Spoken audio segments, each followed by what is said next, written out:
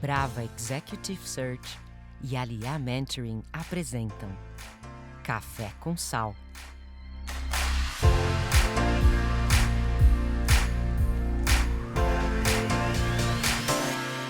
Bem-vindos a mais um episódio do Café com Sal, podcast que você sabe trata de liderança, empreendedorismo e carreira.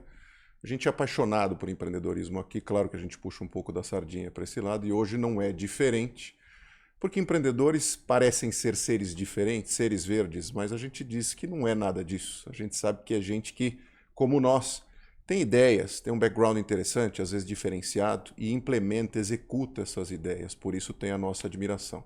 Como eu disse, hoje não é diferente, a gente está com a presença do João Hanud. João é CEO da Cicloway. Ele é um dos caras que mais conhece de micromobilidade urbana. A gente vai entender não só a história dele, mas a história da própria Cicloway e o que é essa tal de micromobilidade. João, bem-vindo. Prazer te conhecer, da mão aqui. Bem-vindo ao Café com Sal, viu, cara? Obrigado por me receber aqui. Imagina, o prazer é todo nosso. Eu já falei um pouquinho antes para você, eu sou ouvinte, então é um prazer estar aqui do outro lado e dividir um pouquinho da forma que a gente estava falando antes, bem humana, contando um pouquinho da jornada, para as pessoas também poderem se assimilar, entenderem que existe o brilho, com certeza, mas existe muita coisa que acontece na jornada do empreendedor que vai construindo, né, o que a gente forma de caráter, de perspectiva, e querendo ou não, é a faculdade da vida do empreendedor, né? Sem então, dúvida. Muito prazer de estar aqui. O Obrigado. prazer é todo nosso. A gente que agradece, obviamente. Me conta uma coisa, João. Todo mundo que vem aqui, a gente tem sempre curiosidade. Eu uso essa frase, outro dia me parafrasearam, eu achei fantástico. De que buraco você veio, né? Acho que isso tem muito a ver com as pessoas que você convive, com o teu perfil e também o teu ambiente. Você, quando criança, como era o João criança, né? Porque a gente tem essa ideia, de novo, de super-herói, mas isso era uma criança que tinha ali seus sonhos, suas habilidades, obviamente, inatas e os seus prazeres, né? Quais eram os prazeres do João criança? Bom, o João criança, eu sempre gostei muito de natureza. O meu filme preferido era o filme do Mowgli. Eu sou filho de empreendedores, então o buraco de onde eu vim é um buraco que pulsa empreender e ir atrás de conquistar as coisas. Então, desde pequeno, eu já convivia com aquilo. Pô, mas cadê o papai durante a semana? Ah, ele tá trabalhando, ele tá em outra cidade. Então, eu sempre vi dentro de casa, tanto meu pai quanto minha mãe, empreendendo, indo à rua e negócio tendo muita dependência deles, né, para ter a continuidade, para seguir. Um tempo que não existiam as tecnologias que a gente tem hoje de sistema de gestão, era uma realidade diferente, né? E eu sempre gostei muito de desmontar as coisas. Eu pegava, ganhava um carrinho, eu desmontava o carrinho, ficava tentando montar o carrinho de novo. Eu ganhei um kitzinho de ferramenta, né? E meu pai, um outro ponto importante, eu sou motociclista, meu pai, ele fabricava a Moto Amazonas, que é um ícone nacional. Nossa, a Moto Amazonas, fabricada aqui, o país era absolutamente fechado para esse tipo de coisa. Tinha motor de Fusca, não tinha? Motor de Fusca, todas as peças. 1.500 cilindradas. 1.600 cilindradas. Eu lembro disso. Era uma moto que os batedores da Polícia Rodoviária Federal usavam, porque, como você disse, o Brasil estava fechado. Harley Davidson, BMW, até Honda, você não conseguia importar peça para manter uma frota rodando, que tem um pouco a ver com a história da Cicloway, que hoje a gente aluga veículo, eu preciso manter minha frota rodando. Então, a Moto Amazonas, em qualquer esquina, você conseguia encontrar alguém que conhecesse do motor de Fusca, porque é uma mecânica super simples, e todos os componentes fabricados em território nacional. Então, você consegue encontrar as peças, né, ao mesmo tempo. Então, assim, eu aprendi a trocar marcha numa moto com sidecar. Sidecar é o carrinho que vai ao lado, né, que é a terceira roda, que dá para uma pessoa sentada ou transportar, de repente, carga. Para aprender a trocar marcha, não ter que me preocupar em equilibrar, né? Mas com 5 anos eu ganhei uma motinho 50 cilindradas, então... Com 5? Pai corajoso, hein? E eu adorava, assim, né? Via meu pai viajando de moto, andava com ele também, eu aprendi a contar 1, 2, 3, 4 no odômetro de uma motocicleta sentado no tanque. Então, a minha vida foi muito, né, conectada com a motocicleta, que traz vários aspectos de liberdade, de você precisar estar ali centrado naquele momento, você não ter opção de estar com a cabeça em outro lugar. Porque o pessoal, desculpa te interromper, chama de mindfulness hoje. Exato. Se você não está no mindfulness em cima da moto, você está morto. Exatamente, exatamente. E é legal porque te faz procurar isso em outras coisas que você faz na vida, né? Um esporte, ou de repente uma própria leitura, ou escutar uma música, você se leva para esse caminho. Aí, enfim, falando um pouquinho, né, da infância, eu tinha essa motinho e eu resolvi desmontar minha motinho. Desmontei um carburador, qual a chance de eu conseguir montar de volta, né? Tentei, não conseguia. Aí meu pai viu que eu gostava muito de inventar coisa, então fazia casinha de cachorro, claro, não sozinho quando eu era pequeno. Eles me colocaram numa escola que chama Tempo e Espaço. Isso na infância na Granja Viana, em Cotia. Tive o privilégio de ter uma infância lá, então longe de equipamento eletrônico, TV, eu brincava na rua, jogava bola, pescava, era uma infância de sítio. Né? E essa escola, acho que foi uma das... Eu estava até relembrando recentemente, né, nas sessões de autoconhecimento, o quão importante foi eu ter feito essa escola, porque era uma escola de marcenaria, mecânica, eletrônica, e trabalhava com artesanais, como um quadrinho, um EVA, mexer com esse tipo de material. Eu fiquei 6 anos lá. Até encontrei meu primeiro diploma que eu tenho, acho que é o mais importante, é de 1999, como engenheiro júnior do Tempo e Espaço. E foi uma experiência muito legal, porque eu me fascinava como o ser humano se transportava. Pô, como é que a gente pega e sobe num barco, ele flutua e vai super rápido, uma moto, um carro, um avião. Sempre fui fascinado. Querendo ou não, o ser humano estendeu a velocidade, a capacidade de carga, tudo que ele tem com base no transporte. Né? E do outro lado, querer entender como as coisas funcionavam. Então, eu cheguei a fazer... Minha primeira experiência com motorzinho elétrico foi lá. Eu fiz um half pipe de skate de dedo, que a criança, né? Eu fiz um elevadorzinho para colocar o skate, apertar o botão, ele sobe ali com o motorzinho elétrico, e aí eu brincava no half pipe. Então, o tempo e espaço foi muito, muito importante para mim. Acho que até para você, falando da Cicloe, que envolve engenharia, envolve assistência técnica, envolve você saber conversar com a mão de obra. Eu acho que se eu não tivesse tido essa experiência do motociclismo, do tempo e espaço, de provocar em mim querer saber como funciona, eu teria muita dificuldade de liderar um time com coisas técnicas que cada dia evoluem, né? E que se você não tem um conhecimento básico, você sempre vai ser aquela pessoa lá, o cara de trás do computador, né? Querendo ou não. Né? Essa é uma realidade. Então, isso me trouxe uma experiência muito legal. Eu tenho um projeto que eu queria contar. Eu fiz casinha de cachorro, guarita de guarda. Um projeto foi muito legal porque eu fiz uma pantaneira com um motor de roçadeira de controle remoto. Só que ela ficou maior que essa mesa. Então, eu andava na pantaneira com o controle remoto em cima dela. Você tinha que ficar em pé em cima dela? Não, dava para ficar sentado. Sim. E eu sempre gostei, né, no meu caminho, de fazer isso. Assim, brincava, andava de moto para lá e para cá, eu quebrava a moto, eu gostava de consertar, furava pneu, ia lá aprender a trocar pneu, porque eu acho que faz parte, né? A gente vê um mundo ainda cada vez mais indo para inteligência artificial, tecnologia, a gente está perdendo o tato das coisas. A gente esquece como se faz uma xícara. Ela só chega em casa lá, mas quanto tempo de forno precisa ficar para a tinta poder pegar e não sair, né? O molde. Então, tudo isso... A tecnologia acaba distanciando um pouco a gente disso. Né? E poder ter, na minha infância, essa experiência, sem dúvida, foi a melhor faculdade que eu fiz. Você sabe que, às vezes, você trouxe um exemplo legal. Eu penso nisso muito com o Waze, né? Eu estudei Direito e fui estagiário de Direito, como qualquer estagiário clássico aqui em São Paulo. Barriga no balcão de fórum, andando por todos os fóruns que você pode imaginar. E não tinha Waze, na verdade, não tinha nem celular na época. Então, assim, você cria uma relação com a própria cidade diferente. Acho que te provoca também um lugar do cérebro de localização, de referenciamento, né?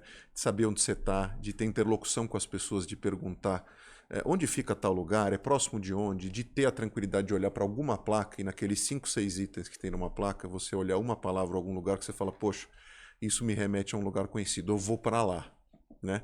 Com o Waze, óbvio, trouxe uma facilidade absurda para a gente, inclusive auxilia na questão da mobilidade urbana, mas você de fato perde um pouco da conexão tua com a própria cidade. Né? Eu me vejo às vezes passando por lugares de forma tão automatizada que eu não paro para perceber que, poxa, eu tinha uma história naquele canto. Né? Eu vivi coisas com amigos naquele bairro, naquela localidade, às vezes você perde um pouco disso. Acho que o equilíbrio é importante, né? No final do dia, mas de fato, fica claro, quer dizer, a tua formação ela foi o que o mercado hoje chamaria talvez de raiz, vamos dizer assim, do ponto de vista da convivência, do brincar, de trocar e de crescer, mas do entendimento de que há um ecossistema todo interconectado, né? E que, como brinca lá o Mauro Sérgio Cortella, o leite ele não sai do Tetra Pak, ele sai da teta da vaca. Tem que ir alguém lá e tirar esse leite, né? E acho que essa consciência é importante. Você em casa, você falou que você tinha pais empreendedores, né? Já era uma turma que te falava assim, ó, João, teu caminho é empreender, hein? Ou isso era light dentro de casa? Era light e até acaba conversando um pouco com a história da Cicloway, né? Porque eu comecei saindo do Tempo e Espaço com 13, 14 anos, eu fui trabalhar numa oficina de moto.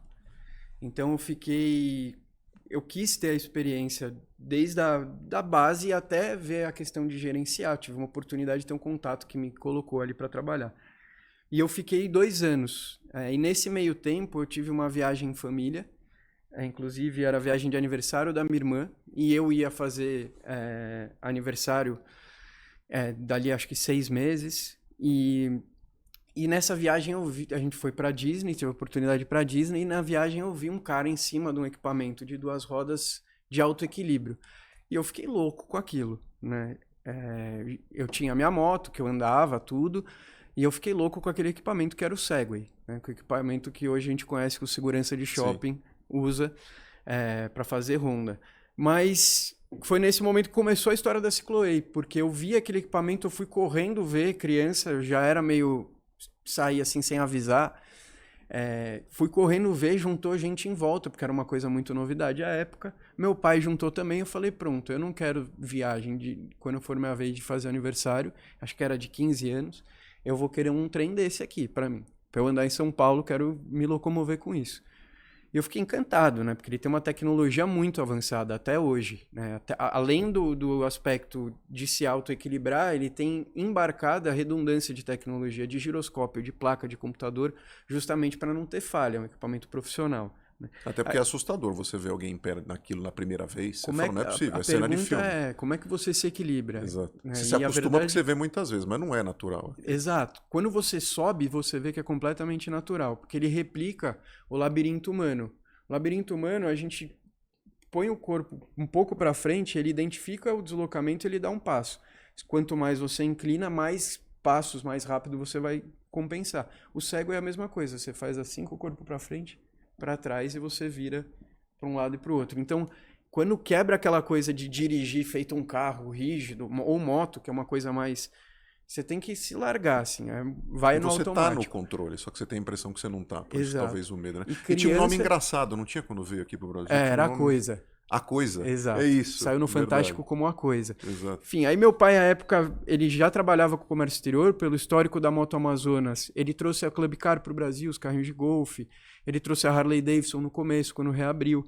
Então ele tinha um histórico de comércio exterior e ele foi conversar com a fábrica para comprar um cego e descobriu que eles estavam buscando a representação. Só que ele estava numa fase que eu não quero mais ter empresa para cuidar, ele já tinha as coisas dele. E ele foi lá, fez a viagem, tudo. Tava o Grupo Senna, que à época tocava Audi aqui no Brasil, eram os concessionários, e ele conseguiu a representação da Segway. E a partir daí eu comecei a trabalhar na Segway também. Eu não fiquei muito tempo, veio um familiar meu próximo para cuidar da empresa, para tocar a partir dali, e acabei indo para um outro caminho. Trabalhei numa consultoria de headhunter. Olha só, temos um colega aqui. Eu trabalhei por 1 ano e meio, 2, numa consultoria de headhunter e acabei indo empreender, mas fora da asa do meu pai. Então, respondendo a pergunta ali, dentro de casa, eu não só tive o estalo, mas como eu tive uma questão de falar assim, pô, eu tenho tanto exemplo aqui, eu quero fazer por conta, eu quero seguir o meu caminho. Né? Escrever a minha história. Queria escrever a minha história. E acabei indo para um caminho de mexer com startup, com tecnologia. Depois da Robert Half, eu juntei com alguns amigos da faculdade, eu peguei o dinheirinho ali que eu tinha guardado. À época até vendi o carro, foi o último carro que eu tive, assim. Primeiro e último praticamente, eu só ando de motocicleta, vale lembrar, e elétrica, né? Sim. E a gente pegou ali, contratou uma agência de marketing digital, que a gente ia fazer uma plataforma de crowdfunding de shows. Então, usar do público para viabilizar um show. E a gente entendeu ao longo do caminho que isso era mais para promover do que garantir. Nenhum artista você chegar, bater na porta do artista e falar, escuta, guarda a sua agenda para mim que eu vou juntar 200 doido que vão pagar seu cachê, mas guarda a agenda sem receber R$1. Não existe isso. Claro. As agências vão lá, as produtoras bancam e usam do crowdfunding para fazer um fuzuê maior, para ter os early adopters divulgando, para ter toda essa na verdade, uma verba de marketing. Exato. E aí a primeira agência que a gente contratou, inclusive era perto daqui, a gente tomou um baita tombo. Os caras enrolaram a gente 6 meses, sumiram, trocaram de telefone, assim, tombo mesmo. Assim, ingenuidade de fechar aquele que veio, o mais barato, não pegou muita confiança, era muita gente dando palpite o que fechar. Primeira experiência com tecnologia, tomamos um tombo. A segunda agência foi quem abriu nosso olho. A gente começou a ir lá porque a gente tinha bons contatos, começou a apresentar cliente para a agência, ter desconto no desenvolvimento da nossa plataforma.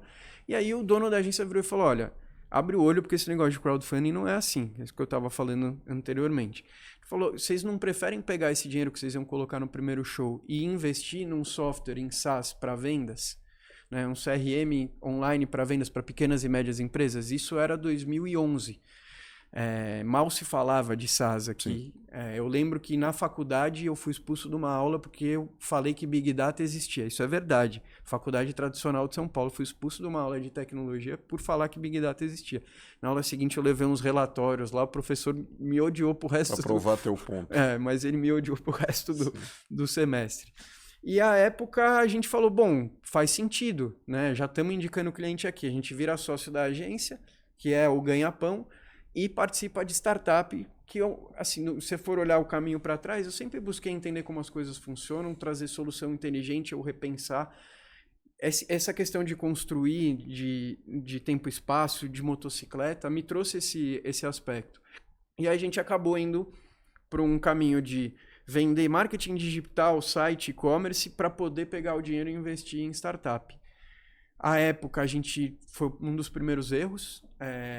Investimos muito em tecnologia, o produto perfeito. Então, ao contrário do que se diz do fazer o MVP, soltar e ir testando, a gente tinha um MVP bom e aí quis fazer dele para um monstro e perdeu várias etapas no meio do caminho e acabou o dinheiro. O que investiu em tecnologia na hora de promover, para pegar cliente, para divulgar, não tinha mais grana. Então, aí um dos primeiros aprendizados. Aí toca vender mais e-commerce, vender mais mídia para ir recuperar o fôlego. E a gente acabou... Foi a primeira experiência que eu tive de venture, né? Porque a gente começou a pegar o serviço da agência e vestir como participação nas empresas. Então, tinha lá uma startup que precisava fazer um site de venda de materiais ecoeficientes para construção civil. A gente construía o site, fazia a marca, a construção, tocava a rede social, tocava tudo que estava relacionado a tecnologia e marketing e pegava uma participação da empresa. E foi legal porque eu tive a oportunidade de passar por 15 diferentes, 4 a gente fez saída, né? O restante não foi muito para frente, mas foi um aprendizado que me despertou um outro lado meu. Eu não consigo não ser profundo nas coisas. Então a gente chegava e ia fazer o marketing e a tecnologia, só que o cara não tinha uma conta bem gerida, ele não tinha uma planilha financeira, ele não tinha um processo. Então a gente começou a fazer muito mais do que era por contrato para entregar, por querer que, primeiro, que eu sou sócio, eu quero que o negócio dê certo, e eu tô vendo que tem coisas aqui que a gente pode ajudar. Você acabou virando uma consultoria estratégica pro cara. Exato. E aí, enfim, em 2016 a gente teve uma startup que foi a MakeU, que aí rolou um spin-off da Tagon, então o time de tecnologia foi para essa startup, eu fui como CEO dessa startup em 2015, era uma startup de serviço de beleza em domicílio. A plataforma de tecnologia ainda existe, ainda é utilizada, mas a marca em si, a prestação do serviço, que era um serviço de beleza em domicílio, não está mais operando, mas foi uma baita escola também.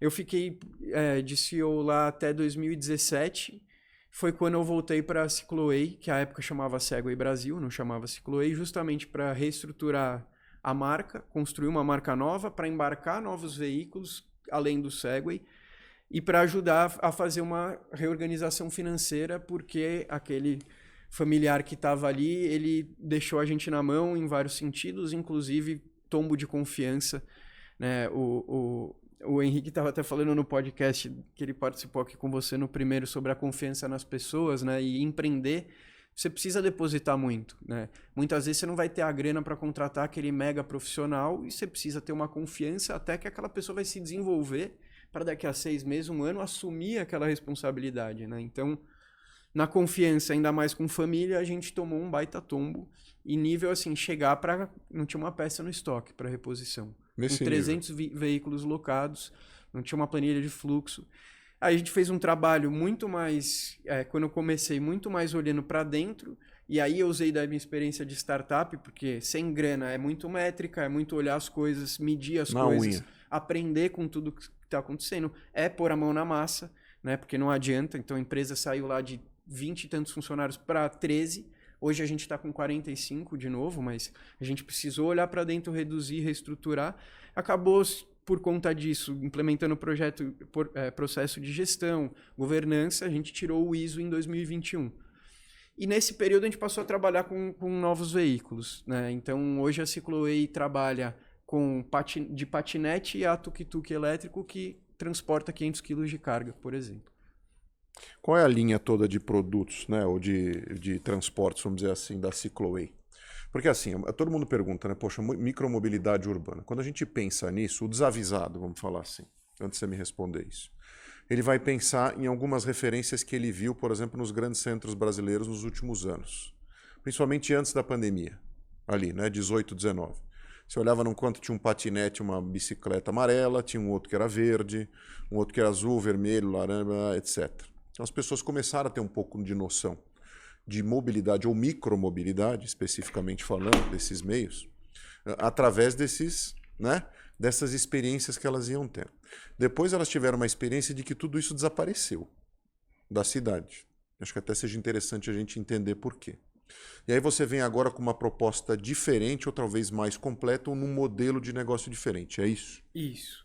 Eu acho que assim, a mobilidade, quando a gente falava do Segway, a gente hoje tem a maior frota particular de Segway do mundo, porque quando a gente foi inserir no mercado, ele custava R$28 mil, era o preço de um Fiat Uno. Ninguém entendia isso, né? Por que eu vou comprar isso? Era só o pessoal que voava de jatinho para Angra que comprava um ou outro ali, mas isso não é desenvolver um mercado ainda mais... E para brincar, nada a ver com mobilidade urbana. Exato, exatamente. E a gente entendeu que precisava inserir de uma outra forma, a época a gente chamava de pacote de mobilidade. Então... o cliente nosso, ele locava a solução. Se aquele veículo específico não funcionasse, a gente substituía. Então, importante, rede de assistência técnica para ter rápida resposta, né? E a gente passou a alocar o veículo. Então, eu chegava para o chefe de segurança do shopping e falava, tá vendo esse estacionamento aqui? Você precisa de 5 seguranças a pé para fazer a ronda. Se você põe um em cima do Segway, você cobra a mesma área. E eu estou te deixando o Segway aqui 1 semana para você testar. Então, a gente foi muito da experiência... Né? Tudo que é novo precisa desmistificar. Até no começo era mais de 1 semana. Às vezes a gente deixava 1 mês no cliente para ele testar.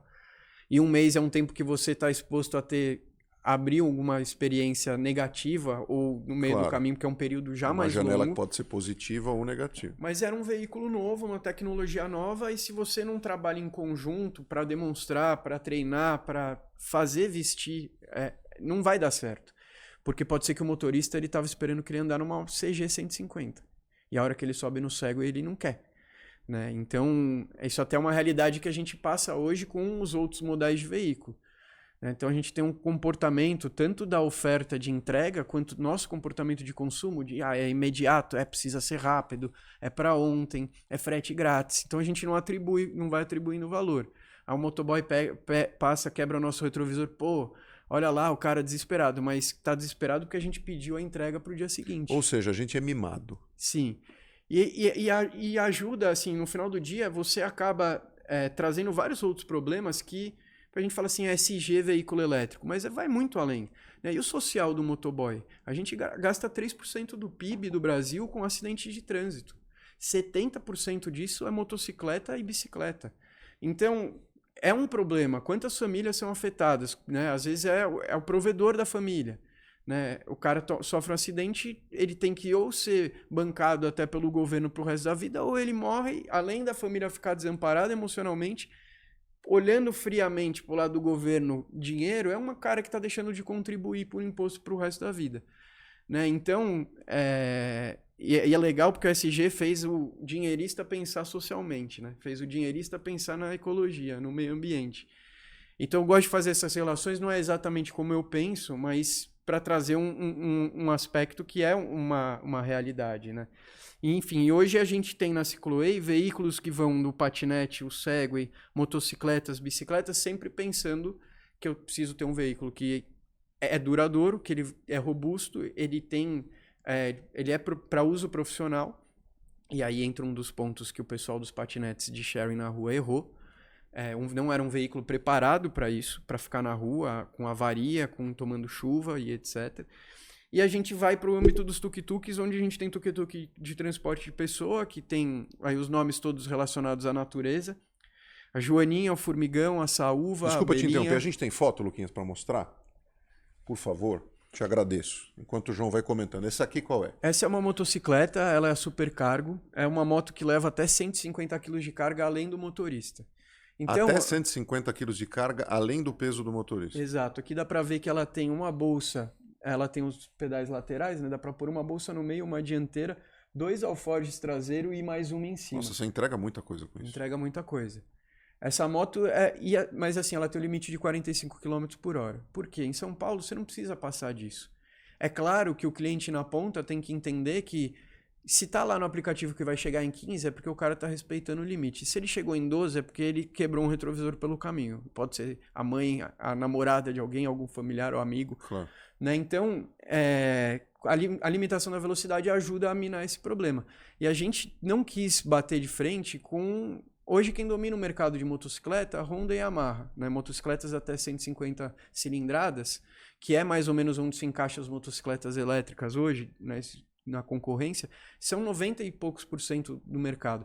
Só que desses 90 e poucos, tem um motoboy que ele vai crescer na vida e ele quer comprar um carro. Só que da moto para uma Fiorino, ele está saindo de 15, 20 mil reais para 140.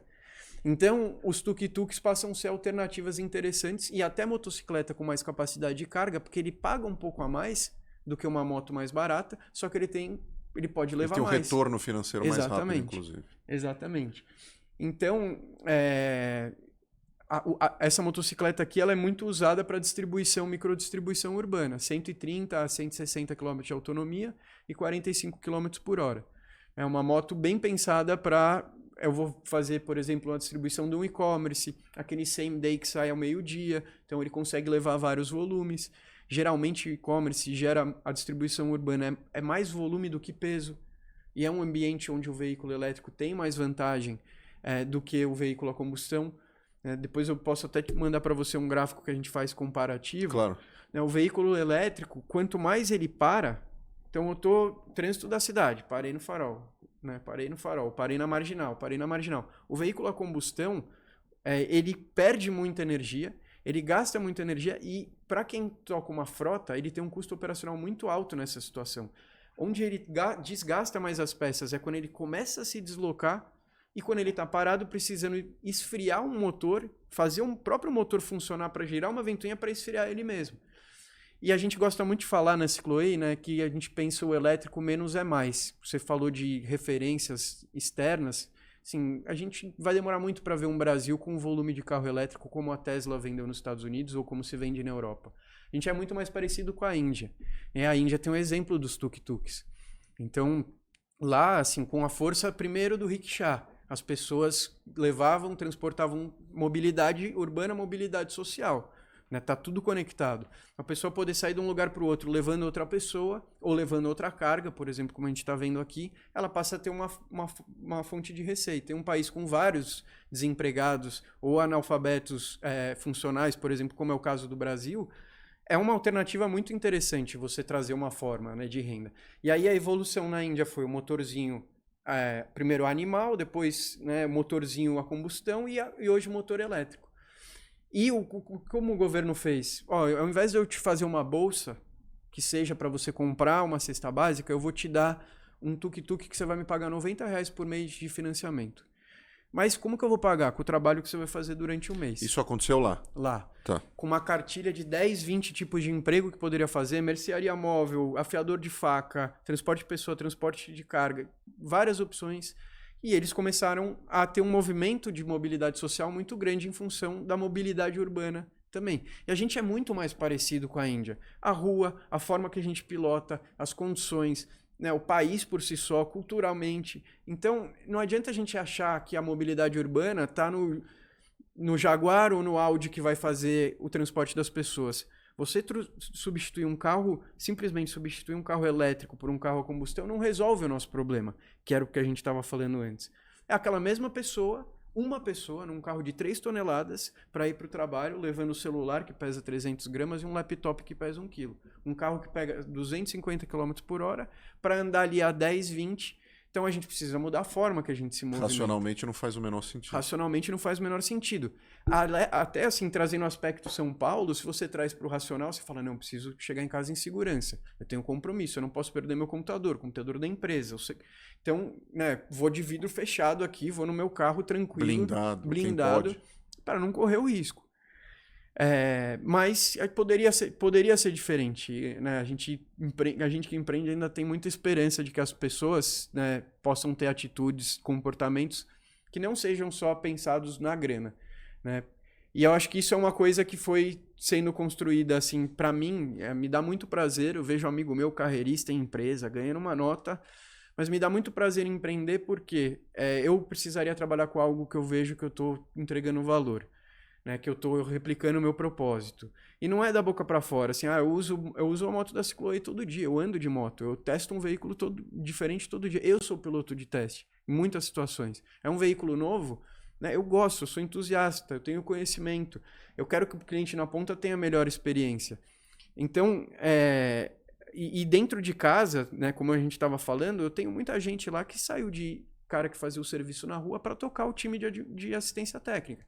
Justamente porque a gente não tem um caminhão de dinheiro para contratar os melhores profissionais, a gente aposta muito em desenvolver as pessoas. E se você vai vendo a satisfação nisso, vendo o cara crescer, pô, olha o cara que eu sentei aqui para perguntar para onde ele queria ir na carreira, eu dei um suporte, hoje 5 anos depois ele está ganhando 10 vezes o que ele ganhava e tocando 20 pessoas. Esse é o maior, né, a maior satisfação que a gente vai ter e, claro, sabendo que eu estou trabalhando com algo que, para as próximas gerações, meus futuros filhos, estão sendo beneficiados. E para isso a gente realmente precisa mexer um pouco na forma que a gente pensa o transporte nas cidades, de mercadoria e de pessoas. De pessoas até menos drástico do que mercadoria. Né? De pessoas a gente não tem esses índices absurdos de acidente. É mais fácil de você controlar, porque você consegue ter o transporte público. São Paulo funciona bem o transporte público.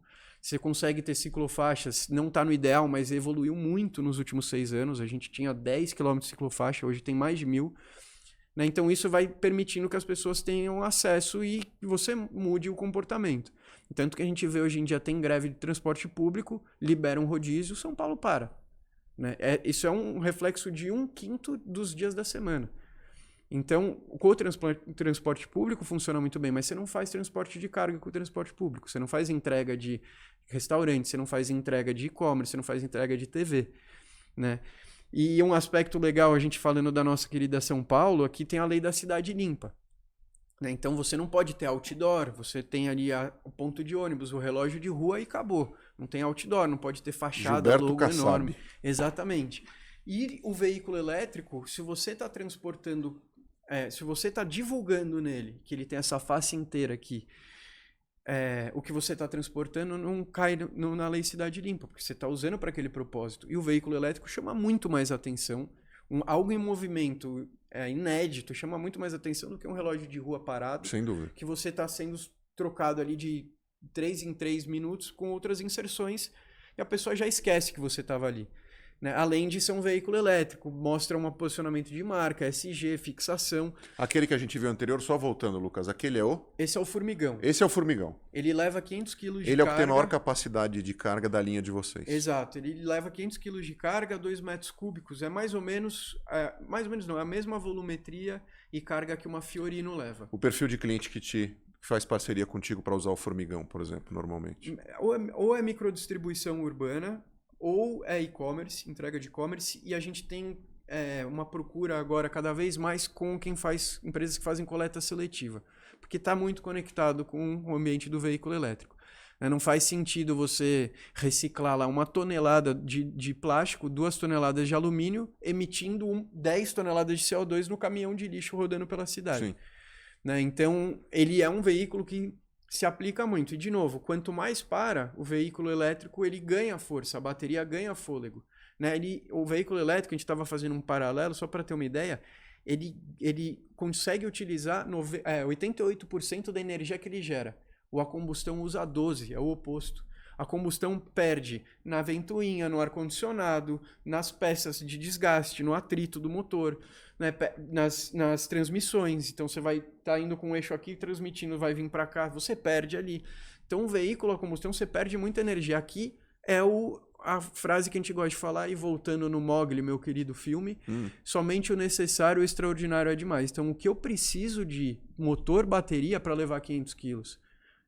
Eu não preciso pegar 180 km por hora em São Paulo. Se eu pegar, provavelmente eu não termino a viagem, né? Porque não tem ambiente para isso, não é nem permitido. Né? Eu não preciso... Aqui, um motoboy, por exemplo, ele sai com 10 vezes, 20, 30 vezes o volume que ele levaria numa moto. Então ele não precisa sair e voltar com rapidez, ganhar tempo. Né? Ele pode sair, faz uma roteirização boa, ele faz tudo ao longo do dia. Claro que do outro lado tem a provocação que a gente precisa ter da mudança do hábito de consumo. A gente acostumou com frete grátis e fazendo isso a gente ferra o motoboy lá na ponta, que mal consegue trabalhar para pagar o pão que ele come no final do dia. Quem vai acabar apanhando é ele. Exato. As plataformas são maravilhosas, mas embarca um monte de motoboy, joga o preço para baixo, o pessoal está precisando de demanda, então eles vão acabar aceitando um valor que muitas vezes eles não fazem a conta se no final do mês ele está pagando para trabalhar ou não.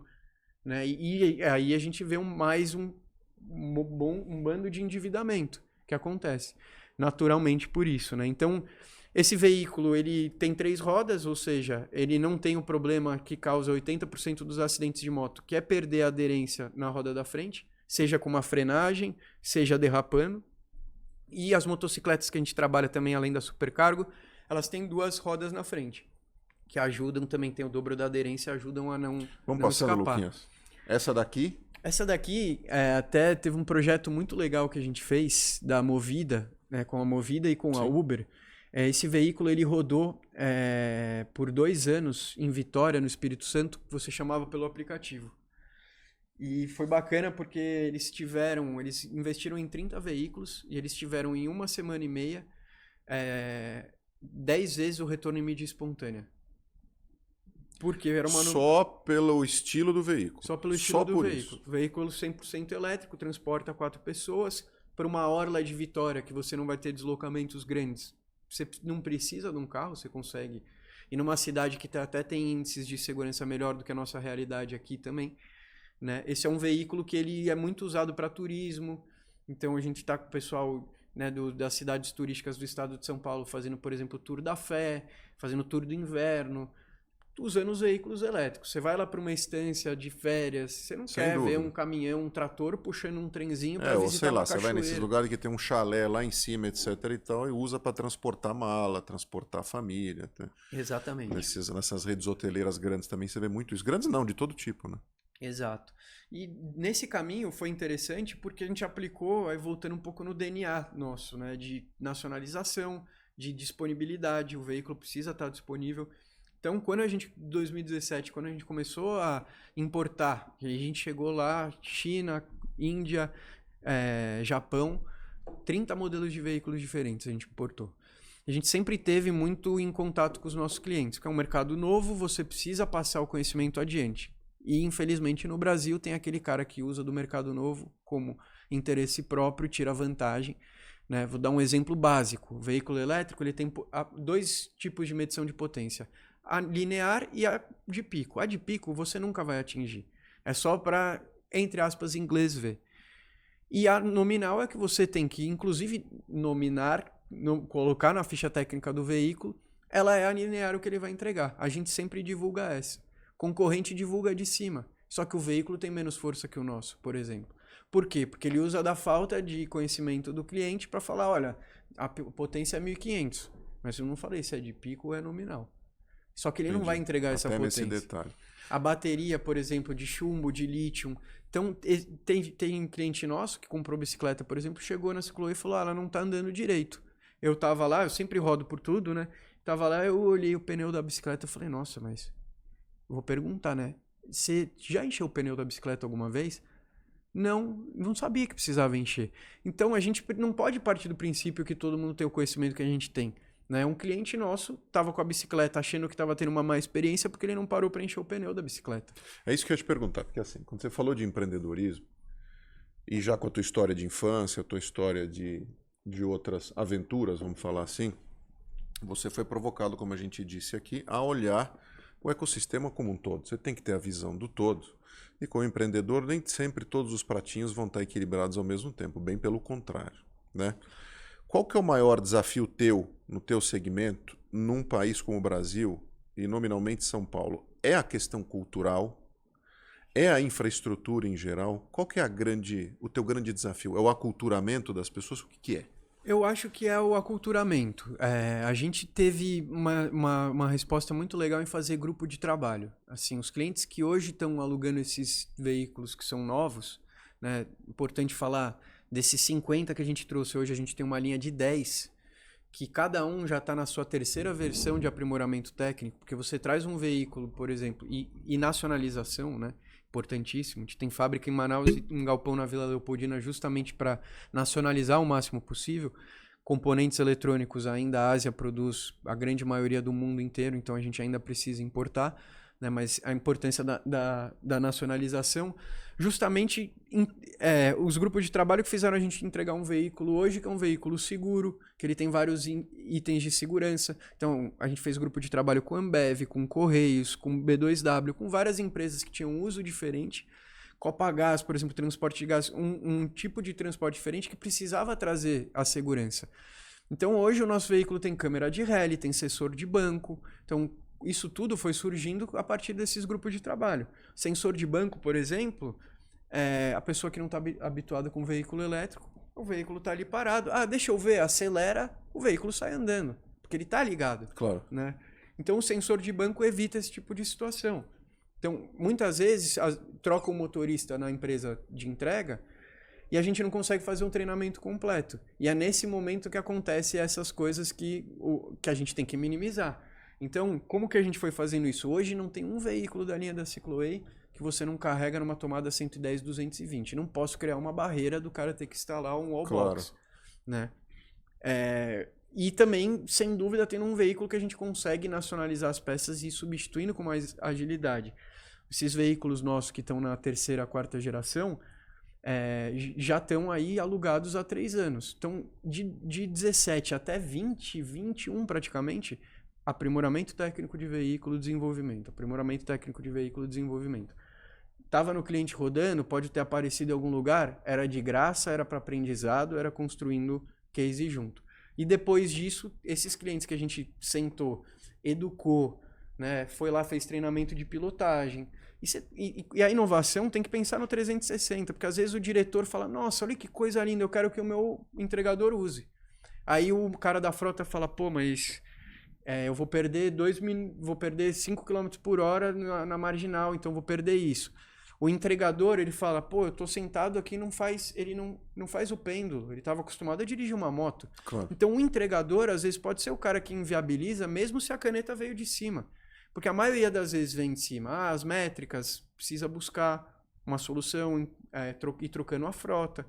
Mas e o motorista? Quer dizer, o cara na ponta às vezes não quer sair da zona de conforto dele e fala assim, não, esse tipo de coisa eu não estou acostumado, eu não vou pegar isso. Exato, eu tenho que estar junto para falar, olha, você não vai fazer o pêndulo, você não vai andar no meio do trânsito, mas você vai chegar em casa vivo. Você vai ganhar mais dinheiro trabalhando no tuk-tuk. Você não vai ter a agilidade de uma moto no trânsito, mas você não vai tomar chuva. Que você fica lá tomando sol e chuva o dia inteiro. Né? Você não vai ter a agilidade do trânsito, mas você não vai precisar ficar abastecendo, esquentando a perna. Pega uma cidade como São Paulo, pode até estar frio, você usa uma moto no trânsito, o motociclista às vezes chega com a perna suada, por exemplo, quem usa a moto para transporte, às vezes chega com a perna suada porque esquenta, barulho, o cara está o dia inteiro escutando lá o barulho. Então, trabalhar isso na cabeça do cara é difícil, porque ele tá acostumado a quanto mais entrega eu faço, mais eu ganho. Quanto mais entrega eu faço, mais eu ganho. Preciso chegar lá rápido. E aí ele pode chegar e falar, não, o veículo não funciona legal. Porque quando eu não consegui chegar a tempo, eu não consegui fazer uma curva direito. Ele pode inviabilizar o projeto. Então você tem que educar a cadeia inteira. Todo mundo que está participando desse projeto, né? Então, na Cicloe a gente tem o time que vende, e esse mesmo time que vende, ele implementa. Né? Porque o que a gente vende veículo, mas a maior parte das nossas vendas são contratos de locação. A gente loca, a grande parte do nosso negócio é isso. Então, por isso, a importância de rede de assistência, né? E ter um veículo de qualidade. E, enfim, estar junto com o cliente permite a gente trazer solução específica. No caso, essa locadora aqui, a Movida, cria um tuk-tuk com autonomia de 200 km. A gente entregou um tuk-tuk com 200 km. Por ser indústria, eu consigo customizar a solução para o cliente. Eu preciso transportar bicicleta? Fizemos um tuk-tuk que cabe 5 bicicletas. Não faz sentido você trabalhar.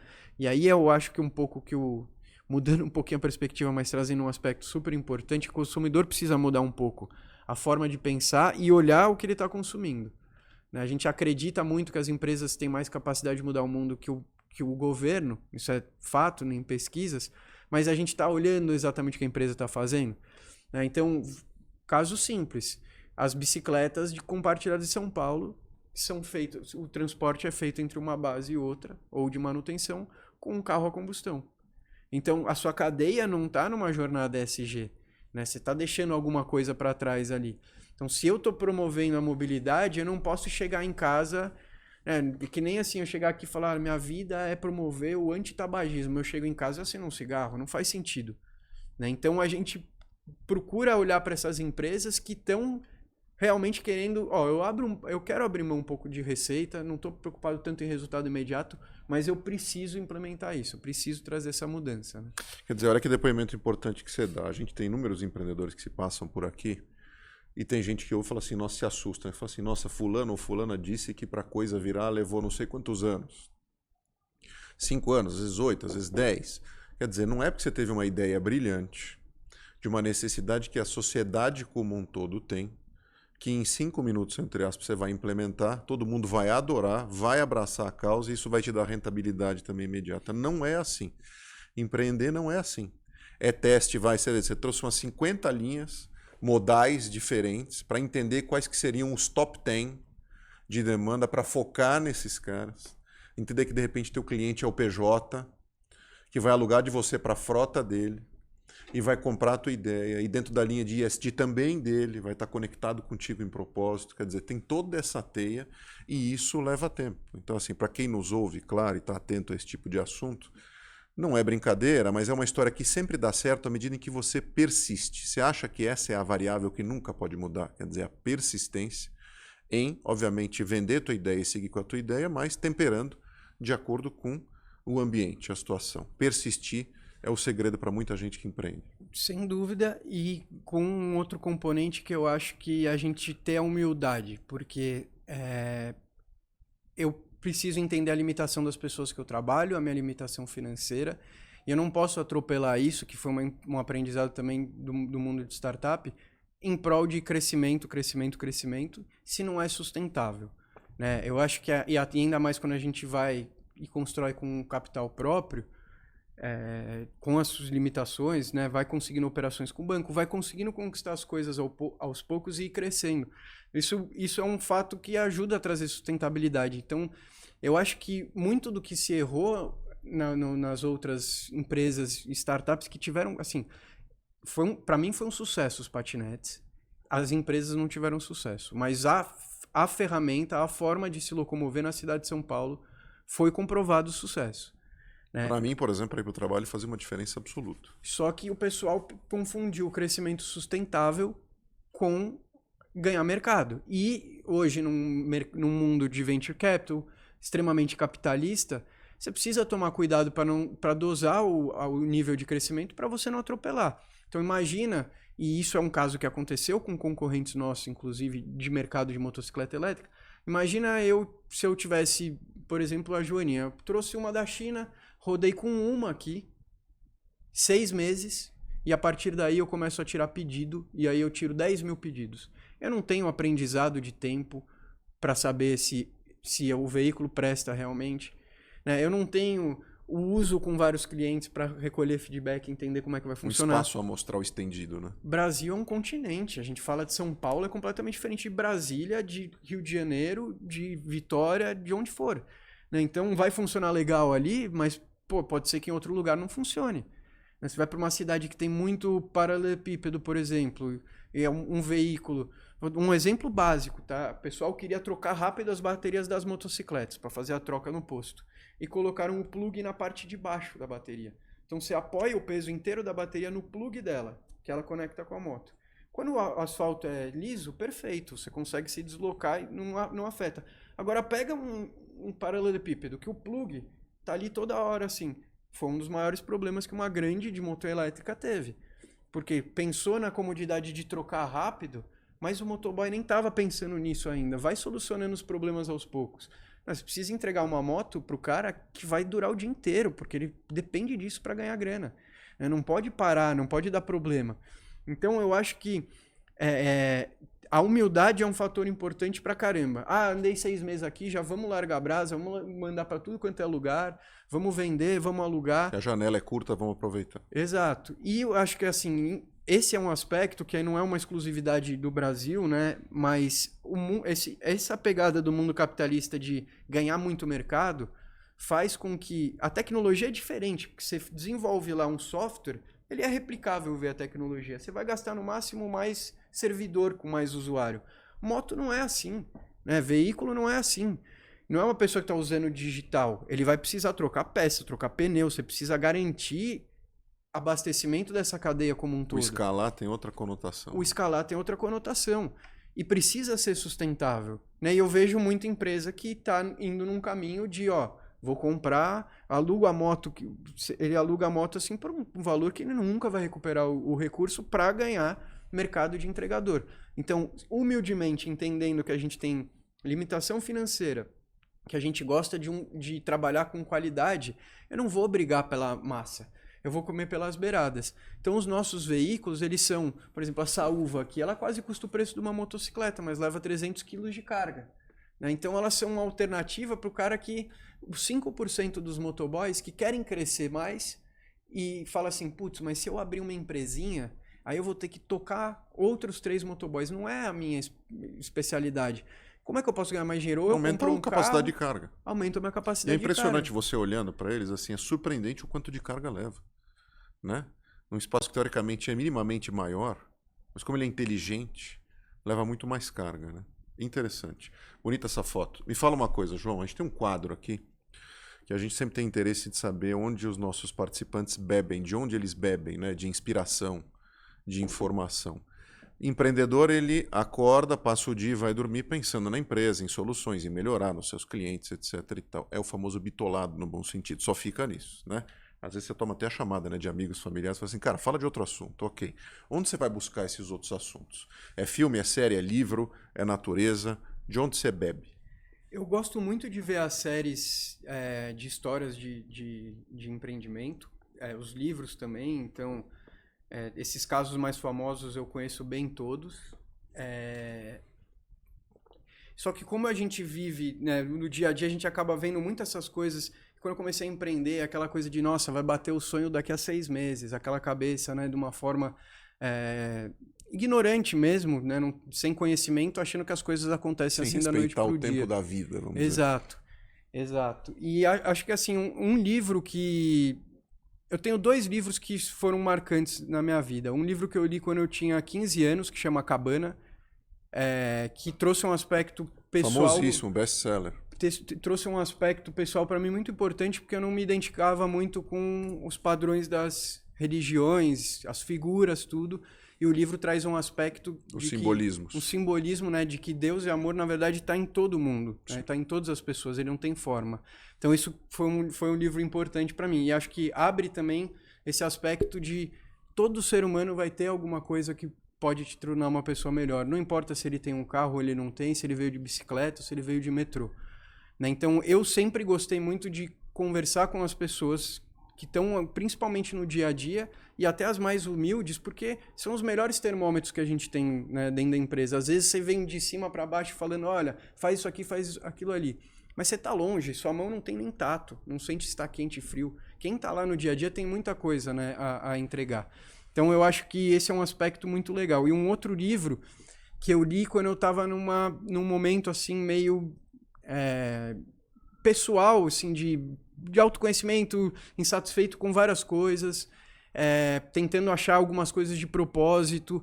E eu li um livro que chama O Coach de $1 Trilhão, da história do Bill Campbell. Ele é um cara que ninguém conhece, mas o enterro dele teve mais gente do que o do Steve Jobs. Esse é um resumo. Ele foi um cara que ele foi o coach de todos os times, os maiores times de tecnologia do Vale do Silício. Então, Google, Microsoft, Facebook, todos os fundadores, ele era coach dessas pessoas e coach dos times também. Trabalhou em Google, nas empresas muito. E ele tinha esse aspecto pessoal, né, de propósito muito verdadeiro. E foi um livro que me ajudou a assentar assim, aquela coisa que a gente vive toda hora exposto a querer mais.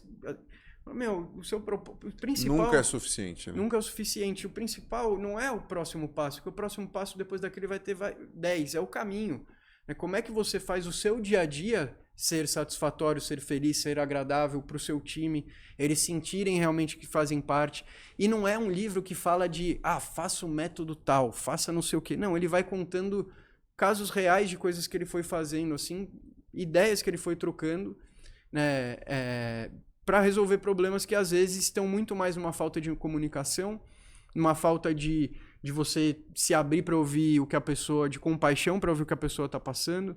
Então faziam coisas simples. Tem um exemplo que eu acho muito legal, que toda reunião de segunda-feira de kickoff de semana, 10 minutos iniciais, nunca é mais de 5 pessoas, mas 10 minutos iniciais cada um conta o que fez no final de semana, a parte pessoal.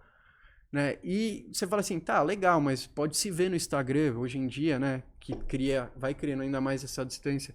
Mas o efeito que isso tem de unidade, de compaixão, tô lá trabalhando muito, tô nervoso, preciso de ajuda de alguém. Eu sei que aquela outra pessoa estava com o pai no hospital no final de semana, ou que ela não dormiu porque o filho passou mal. Eu não vou ter uma atitude com ela que talvez eu teria se eu não soubesse disso. Né? Então tudo isso vai criando um senso de comunidade. Esse livro foi muito legal para mim. As séries, assim, eu acho legal para ver aquela questão do personagem, claro, do megalomaníaco. Eu acho que até o personagem... não me referindo de uma forma errada, porque, por exemplo, o Henrique que veio aqui, ele é um personagem, porque ele é autêntico, né? Você vê que a empresa é reflexo dele, realmente. Eu acho que isso é um dos goals mais importantes para mim como empreender, estar nesse ambiente todo dia, porque senão é como se você morasse ou tivesse pai e mãe ou fosse casado com alguém que você não suporta o dia inteiro, que você não bate a mesma energia, não bate no mesmo ritmo, né? Então... acho que essas dicas são dicas legais. Cara, super obrigado. João, sem palavras para te agradecer. Muito legal sempre conversar com empreendedores, gente de coragem como você. Você é um cara jovem, se a gente vê esperança no teu discurso e alguém que é super aguerrido em levar adiante uma ideia que é muito legal. Então só te desejo sorte, toda a equipe aqui, obviamente, do Café com Sal só te deseja sorte e foi de fato um prazer te conhecer. Obrigado. Obrigadão. Por ter vindo. Que agradeço. Obrigado. Imagina, que é isso. Aqui. Pessoal, olha só que delícia esse papo com o João Ranud, uma das maiores, vamos dizer assim, referências em micromobilidade urbana, CEO da Cicloei. Tenho certeza que vocês aproveitaram esse papo, vocês nos acompanham tanto no Spotify quanto no YouTube e, obviamente, os cortes lá no Instagram. Um beijão em todos e até a próxima. Tchau.